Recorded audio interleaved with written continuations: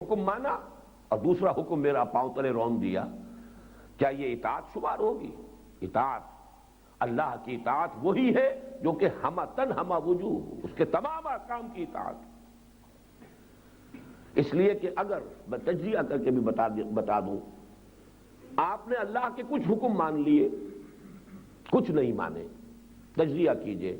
جو مانے اس لیے مانے کہ آپ کے نفس نے اس کو گوارا کر لیا، پسند کر لیا، اور جو نہیں مانے اس لیے نہیں مانے کہ نفس نے انہیں پسند نہیں کیا۔ دونوں حالتوں میں آپ اپنے نفس کی اطاعت کر رہے ہیں۔ اللہ کا جو حکم مانا وہ بھی اس لیے نہیں مانا کہ اللہ کا حکم ہے، اس لیے مانا ہے کہ آپ کے نفس نے اس کی اجازت دے دی آپ کو۔ اس لیے کہ اگر تو اللہ کے حکم کی حیثیت سے مانا ہوتا تو دوسرا حکم بھی اللہ ہی کا ہے۔ یہی وجہ ہے، بس میں اس ایک آیت کے یہاں سنانے پر اکتفا کروں گا، لرزا دینے والی آیت ہے کہ اگر کوئی شخص اللہ کے ایک حکم کو مانے ایک کو نہ مانے، کچھ احکام سر آنکھوں پر اور کچھ احکام پاؤں تلے رون دے، تو قرآن مجید کی روح سے اس کی کیفیت کیا ہے؟ افتؤمنون ببعض الکتاب وتکفرون ببعض، کیا تم ہماری کتاب، ہمارے قانون، ہماری شریعت، اس کے ایک حصے کو مانتے ہو اور ایک کو رد کرتے ہو؟ فما جزاء من يفعل ذلك منكم الا خزي في الحیاۃ الدنیا، تو تم میں سے جو کوئی بھی یہ طرز عمل اختیار کرے گا اس کی کوئی سزا نہیں اس کے سوا کہ دنیا میں ذلیل و خوار کر دیے جائیں۔ اب آپ دیکھ لیجئے یہ کیوں ذلیل ہم ہیں آج، کیوں ذلیل کے کل تک نہ تھی پسند گستاخی فرشتہ ہماری جناب میں؟ قرآن مجید تو اس سوال کا جواب دے رہا ہے۔ اس لیے کہ تم نے اللہ کے دین پر عمل اگر کیا بھی ہے تو جزوی کیا ہے، نماز روزہ ادا کیا ہے، سودی کاروبار ساتھ کرتے رہے ہو، حالانکہ سود کو حرام قرار دیا اللہ نے، اور اللہ اور اس کے رسول کی طرف سے اعلان جنگ ہے اس سود کے اوپر، وہ تم کر رہے ہو، نماز روزہ کر رہے ہو، یہ ہے تم در حقیقت مصداق بن گئے اس کے۔ افتؤمنون ببعض الکتاب وتکفرون ببعض فما جزاء من يفعل ذلك منكم الا خزي في الحیاۃ الدنیا۔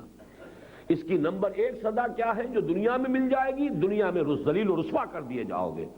وَيَوْمَ الْقِيَامَةِ يُرَدُّونَ إِلَىٰ أَشَدِّ الْعَذَابِ، اور قیامت کے دن شدید ترین عذاب میں جھونک دیے جاؤ۔ اشد، شدید ترین۔ وَمَا اللَّهُ بِغَافِلٍ عَمَّا تَعْمَلُونَ، اور جان لو کہ اللہ تعالیٰ غافل نہیں ہے اس سے جو کچھ کہ تم کر رہے ہو۔ تم کسی کو دھوکہ اور کو دے لو، اللہ کو دھوکہ نہیں دے سکتے۔ اپنی داڑھیوں سے اور اپنی نمازوں سے اور اپنے روزوں سے اللہ کو دھوکہ نہیں دے سکتے۔ پہلا فرض یہ ہے، بڑا کٹھن ہے، آسان نہیں ہے، پہلا قدم مشکل ہے۔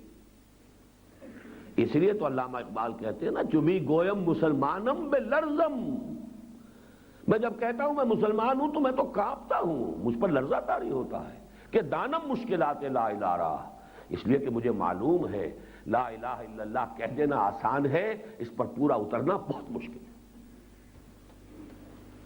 لیکن یہ کہ فرض ہے، نماز روزہ حج زکوٰۃ آپ کو وہ قوت فراہم کرتے ہیں کہ جس سے آپ اس فرض کو ادا کر سکیں۔ نماز اس لیے کہ آپ کو یاد رہے کہ آپ نے اللہ سے عہد بندگی استوار کیا ہے، آپ ہر رکعت میں اللہ تعالیٰ کے ساتھ اپنے عہد بندگی کی تجدید کرتے ہیں، ہر رکعت میں کہتے ہیں ایاک نعبد و ایاک نستعین، پروردگار تیری ہی بندگی کرتے ہیں اور کریں گے، پروردگار تجھ ہی سے مدد چاہتے ہیں اور چاہیں گے، ہر رکعت میں۔ حفیظ نے بڑا پیارا شعر کہا تھا کبھی کہ سرکشی نے کر دیے دھندلے نقوش بندگی، آؤ سجدے میں گرے لوح جبیں تازہ کرے۔ اس عہد کو تازہ کرنے کے لیے نماز ہے، مبادا تم بھول جاؤ۔ روزہ اس لیے ہے کہ اپنے نفس کے تقاضوں پر کنٹرول کی صلاحیت پیدا ہو جائے۔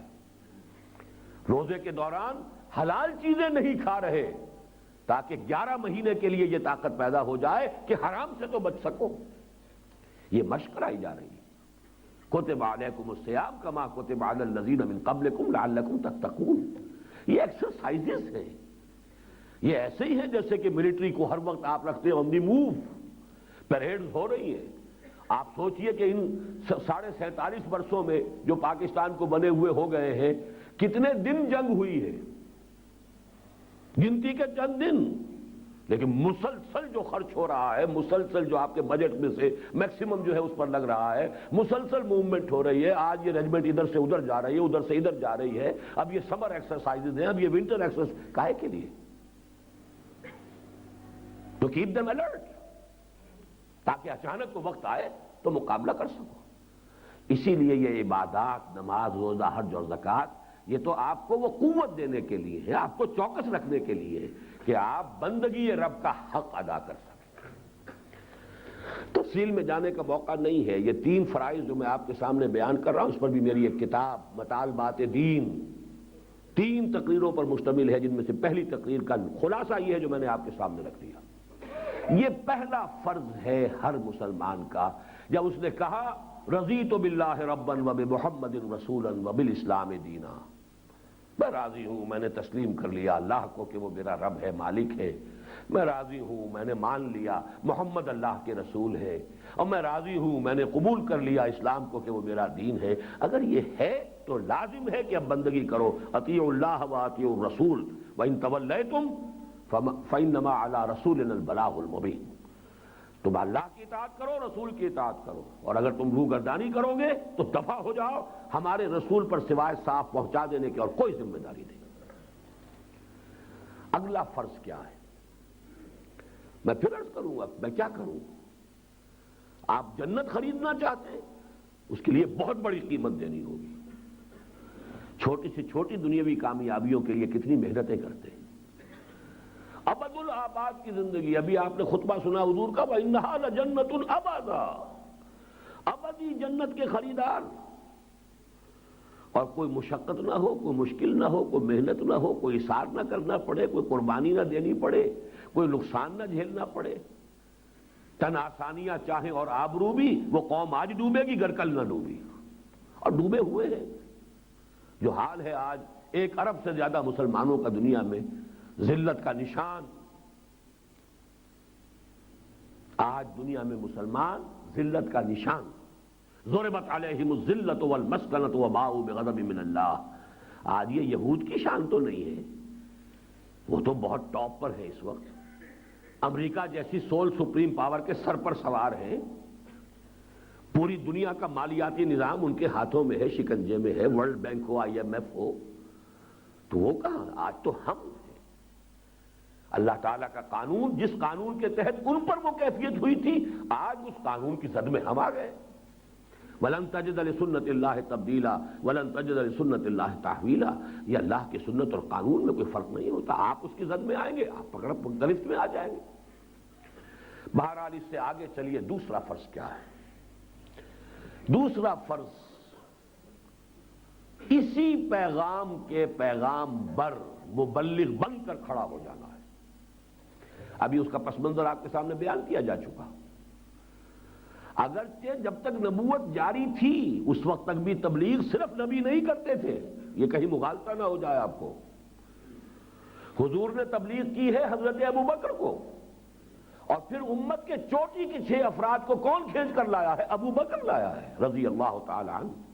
عشرہ مبشرہ میں سے 6، طلحہ بھی، زبیر بھی، سعد ابن ابی وقاص بھی، عبد الرحمن ابن عوف بھی، سعید ابن زید بھی، کون لے کر آیا؟ تو اس وقت بھی تبلیغ نہ صرف یہ، میں نے جو ابھی آیت آپ کو سنائی ہے، قل ھذہ سبیلی، حضور سے کہا گیا ہے نبی کہہ دیجئے یہ ہے میرا راستہ، ادعو الی اللہ، میں پکار رہا ہوں اللہ کی طرف، علی بصیرۃ انا ومن اتبعنی، میں بھی پکار رہا ہوں، بلا رہا ہوں تو علی وجہ البصیرت بلا رہا ہوں، ایسے اندھیرے میں ٹامک توئیاں نہیں مار رہا ہوں، کوئی سیاسی کھیل نہیں کھیل رہا ہوں، کوئی پیشہ ورانہ تقاضے پورے نہیں کر رہا ہوں، کوئی اپنا دنیاوی دھندا اور جائیداد بنانے کا ذریعہ بنا کر نہیں کر رہا ہوں، علی وجہ البصیرت کے یہ میرا فریضہ دینی ہے۔ قل ھذہ سبیلی ادعو الی اللہ علی بصیرۃ انا ومن اتبعنی، اور میں تنہا نہیں ہوں، جو میرا اتباع کرنے والے ہیں یہ ابو بکر ہے رضی اللہ تعالی عنہ۔ سب سے بڑے 6 شکار تو اس نے کیے، یزداں بکمن داور ہمت مردانہ۔ تو یہ کہ اس وقت بھی محمد الرسول اللہ والذین معہ، ان میں سے ہر ایک مبلغ تھا، لیکن ظاہر بات ہے کہ اب جب نبوت کا سلسلہ ختم ہو گیا، تو اب نبی تو کوئی نہیں آئے گا. اب تو یہ کام تمام تر امت مسلمہ پر بحیثیت مجموعی فرض ہو گیا. میں نے جان بوجھ کر فرض کر